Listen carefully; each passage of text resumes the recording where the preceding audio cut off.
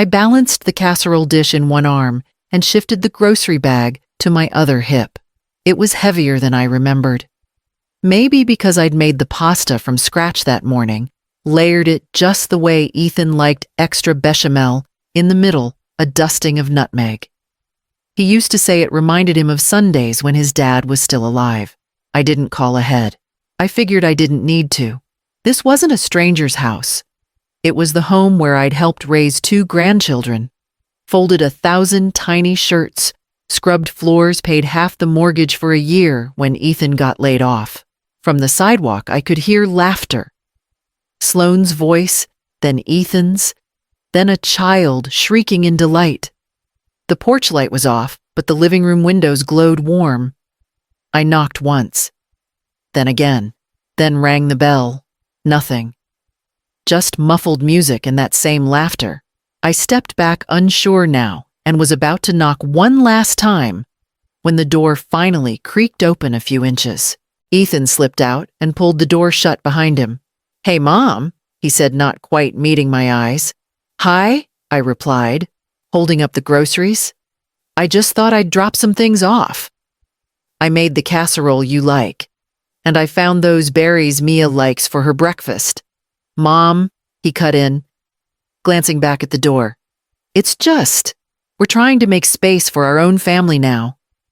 My arms went numb. "I'm not trying to stay," I said quietly. "Just wanted to drop this off. You didn't return my texts, so I thought, yeah, we've just been swamped. Sloane's folks are visiting for the weekend and things are tight here. Next time, maybe just call first tight." "In the 4-bedroom house I once helped furnish?" I nodded. "Sure." He didn't offer to take the groceries. Didn't offer to let me say hi to the kids. He just stood there waiting for me to walk away. So I did. Casserole and berries still in hand. I didn't cry. Not until I reached the car, where the plastic bag tore and a carton of strawberries hit the pavement. The next morning, I called the number on the real estate flyer I'd saved months ago, the one I tucked into the drawer beneath my old tax returns. I didn't even think about it. I just dialed. When the agent picked up, I heard myself say, "I'm ready now. Do you still have that 2-bedroom near the park?" He did.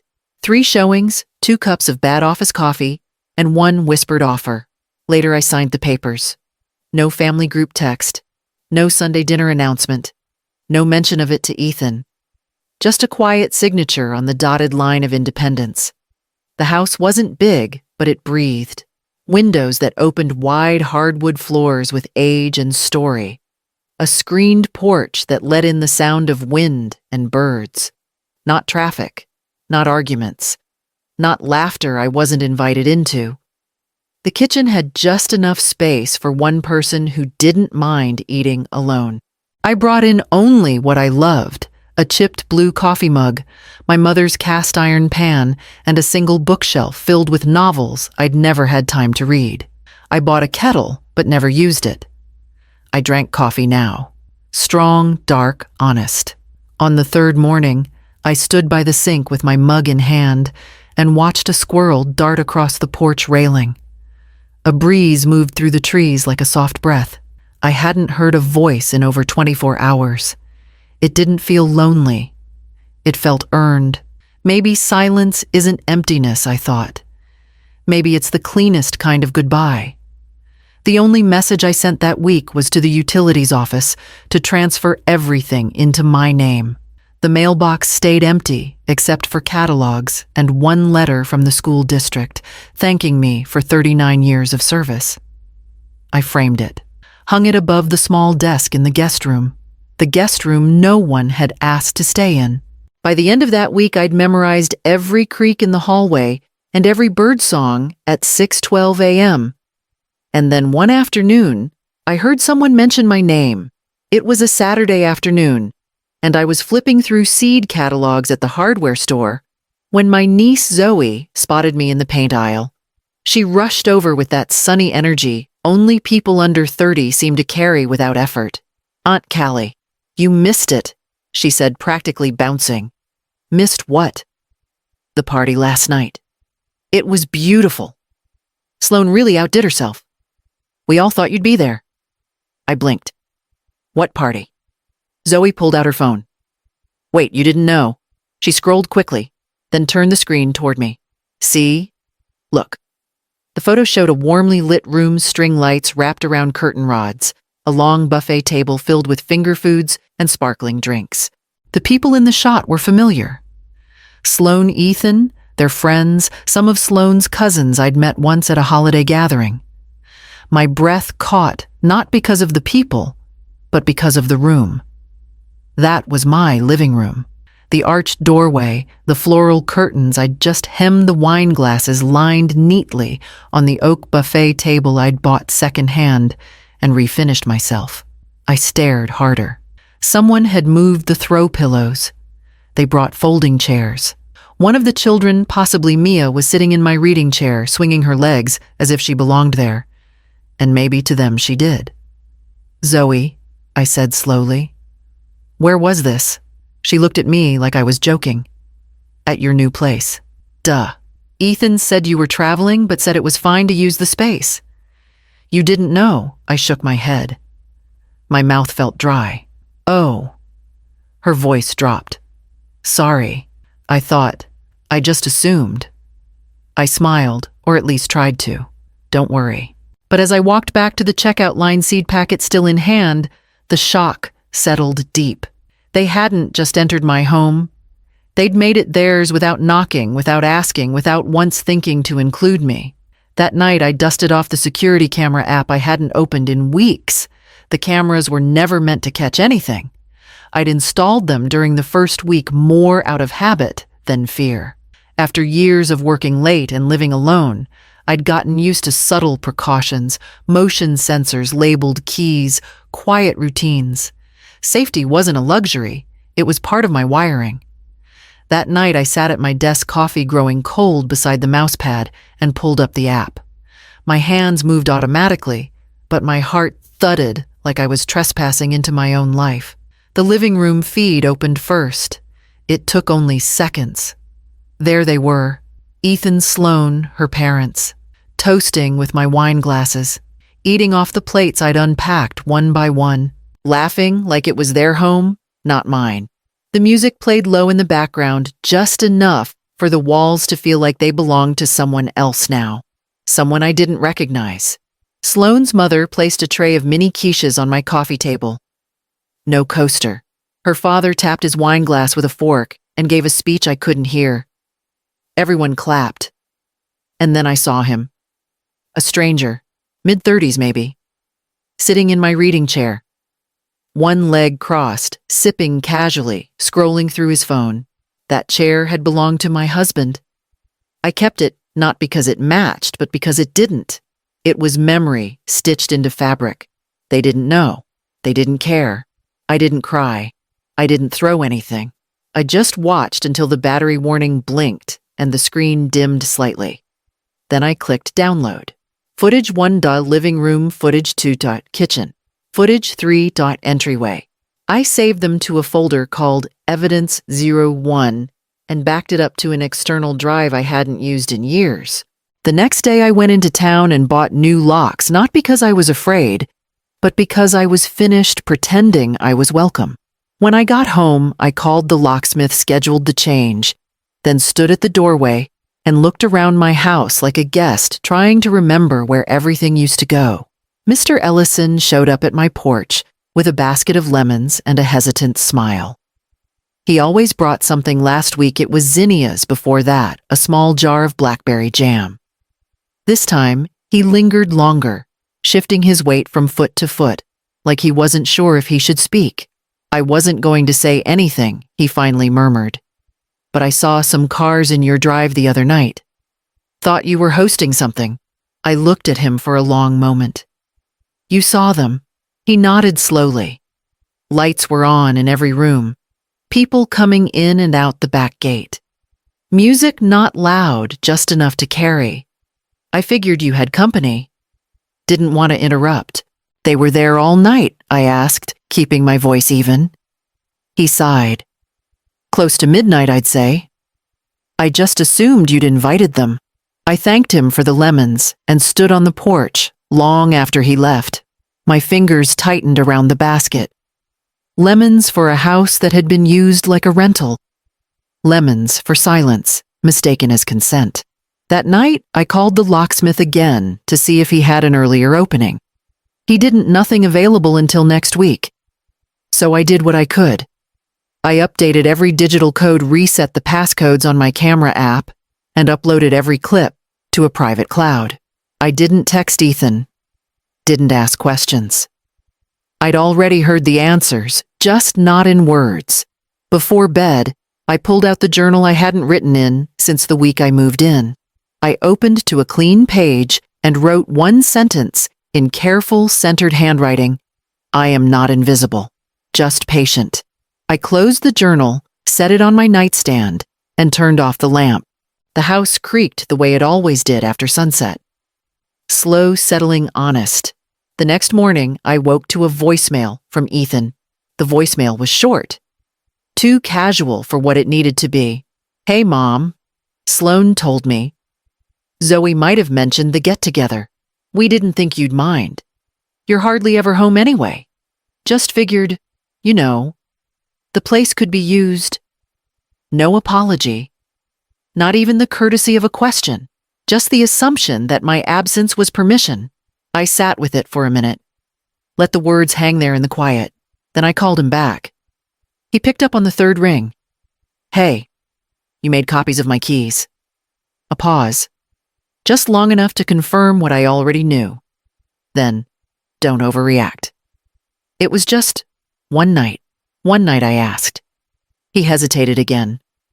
Okay, maybe a couple. But no harm done. We cleaned up after ourselves. I didn't respond right away. I opened the camera folder, selected the clearest image, and sent it time-stamp faces, laughter frozen mid-toast. His hand raised with one of my glasses. Sloan smiling like she belonged there. On the phone, silence thickened. You had no right, I said, quieter now. It wasn't about the mess. It was about pretending I didn't exist. Still no answer. I didn't even know. I found out from Zoe in a hardware aisle. A breath, maybe an attempt at an excuse. But nothing came. He hung up. I looked down at the phone, then back at the image still open on my laptop. 8 people. None of them had thought to ask. I closed the lid and walked to the kitchen, poured what was left of the coffee into my mug, and sat by the window until the sky shifted pink. No one called back. Not that day. Not the next. But 3 days later, I got a call from Mr. Ellison. Soft-spoken. Concerned. He cleared his throat and said quietly, "They're back, Callista." I was 2 states away, finishing up the last meeting of a short consulting trip, when my phone buzzed in my coat pocket. I almost let it go to voicemail until I saw Mr. Ellison's name on the screen. "Callista," he said softly. "I'm sorry to bother you, but they're back. With more guests this time." I didn't ask who. I didn't need to. I thanked him and ended the call, then slipped into the hallway and opened the app. It took only seconds for the live feed to load. My front door stood wide open. Warm yellow light poured into the driveway. Laughter spilled from the living room. People moved through the space like they'd done it before. They had. Sloane's voice rose from somewhere off-screen, directing someone to the wine. Ethan crossed the living room barefoot, holding a plate. A couple I didn't recognize toasted glasses near the fireplace. Someone brought folding chairs from my garage. The stereo played something soft but upbeat, like it was meant to soothe the wrongness of it all. I didn't feel rage. I didn't feel sadness. What I felt was stillness. I didn't call Ethan. I didn't text. I didn't give anyone a chance to twist this into misunderstanding. I dialed 911. The dispatcher answered briskly. I gave my name, my address, and my homeowner status. Then I said calmly, "There are intruders in my house. About 8 people. I have live footage through my security system. I didn't give them permission. They are not welcome." "Are you watching it now, ma'am?" "Yes," I said. "I am. Officers are on their way. Please stay on the line." I nodded, even though she couldn't see me. My eyes never left the screen. They were still laughing, still drinking, still certain they had time. I turned the volume up and waited for the knock. The cruiser pulled up, fast headlights cutting across the driveway. I watched from my hotel room, my laptop balanced on the edge of the bed, fingers curled around the phone, still pressed to my ear. "They're approaching the door," the dispatcher said. I didn't blink. 2 officers stepped into frame. One knocked firm and loud. Inside, the music kept playing for a moment, then cut off mid-verse. Through the camera, I saw movement shadows shifting someone, whispering something urgent. Then Ethan opened the door. He looked confused, a hand on the doorframe like he needed to steady himself. I watched his mouth move. He smiled once too wide, gesturing inside like this was all explainable. The officer didn't smile back. A moment later, Sloane appeared behind him. She pulled her cardigan tighter, did that thing with her eyebrows that always meant she was about to fake surprise. I saw her mouth the words, "We thought it was fine." The officer stepped inside. His partner followed. One by one, the guests emerged in the frame, some holding drinks, others already setting them down like they'd been caught doing something worse than trespassing. Then came Rob. Loud, defensive, pointing at the officer's badge, his voice rising enough to register faintly through the camera mic. I couldn't hear the words, but I knew the tone. I'd heard it once at a Thanksgiving table when someone asked him to pass the salt, and he took it as an insult. He jabbed his finger forward. The officer didn't flinch. Within seconds, Rob was turned cuffed and pushed gently but firmly toward the door. Sloane gasped. Ethan looked like a child caught shoplifting, embarrassed, but not sorry. The dispatcher's voice returned. "Ma'am, one individual is being detained. Officers are clearing the house now." "Thank you," I said, barely above a whisper. I watched them funnel out my son, my daughter-in-law, people I didn't recognize. The last guest tripped on the welcome mat I hadn't picked out for them. The porch emptied. The house was mine again. And in the silence that followed, my phone lit up with Ethan's name. They were waiting when I arrived. Ethan, Sloane, and Rob slouched in plastic chairs just beyond the front desk. Ethan's head snapped up the moment he saw me. "Mom," he said, standing. "Thank God. Just, please tell them it was a misunderstanding, that we had permission." I walked past him and spoke directly to the officer at the desk. "I'm Callista Wren, homeowner." He nodded. "Come with me." Ethan followed, talking fast. "We didn't think it was a big deal. You're always gone. We figured one night you made copies of my keys." I said, not stopping. "We were going to return them," he said. Sloane cut in. "You never even use the space. It just sits there." I turned to face them, calm. "You broke in, lied, threw parties. That's not a misunderstanding. It's entitlement." Rob scoffed. His face was still red from whatever he shouted the night before. "This is insane." The officer led me to a room where a plain stack of forms waited. I read every line. Then I picked up the pen and signed. Slowly, deliberately. There was no drama. Just ink on paper, like drawing a boundary that should have existed all along. When I came out, they were still standing in the hall. Ethan's voice cracked. "You're really doing this?" "I already did," I said. "Mom, I am your mother," I said quietly. "But I'm also a person. And this was my home. You turned it into a playground." Sloane looked down at her shoes. Rob turned away completely. Ethan didn't move. I walked past them without another word. Outside, the air was sharp and bright. I didn't feel vindicated. I didn't feel angry anymore. I felt clear. Back at home, the porch light was still on. I stepped inside, locked the door behind me, and turned off the light with a single click. The next morning, an officer called to tell me the full story. The officer's voice was matter of fact. "They used molds to copy the keys," he said.